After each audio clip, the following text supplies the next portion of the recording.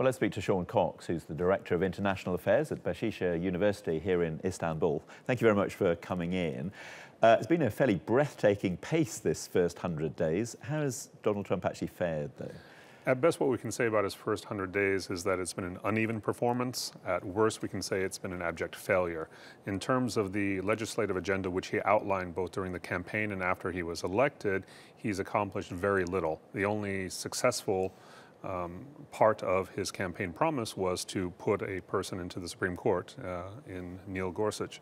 And even that came with a historic vote on the part of the vice president.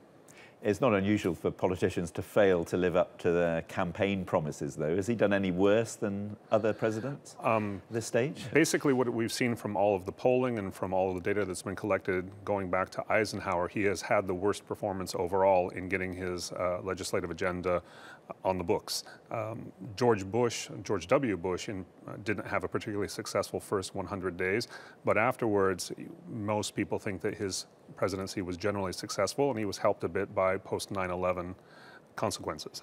The administration is calling this 100 days benchmark a fairly arbitrary creation by the media. I mean, is it really important? Surely it's over the 4 years that we need to judge him. Actually, it is quite arbitrary, and it dates back to Franklin Delano Roosevelt and his legislative whirlwind when he was first elected president, and that sort of set the gold standard in the post-war era. But it truly is an arbitrary date, and most presidencies, you see the presidents sitting in their seats, filling out their roles much longer than 100 days. So what we can see with President Trump is that he's just getting his feet settled into the position. And having got his feet settled, what are we anticipating for the rest of his time in office?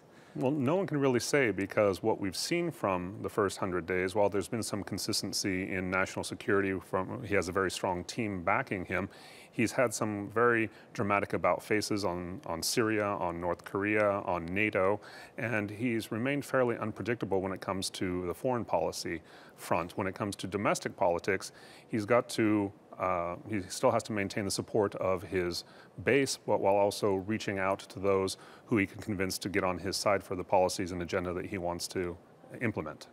He's not a politician, or certainly hadn't been before going straight to the top job. Do you think he's found it a lot harder than he thought it would be? Absolutely. Even according to himself, in a recent interview, he said that the job was much harder than his previous position, and that he misses a lot of the freedom and the lack of restrictions that he had as a CEO of a major international business organization as compared to that of being president of the United States.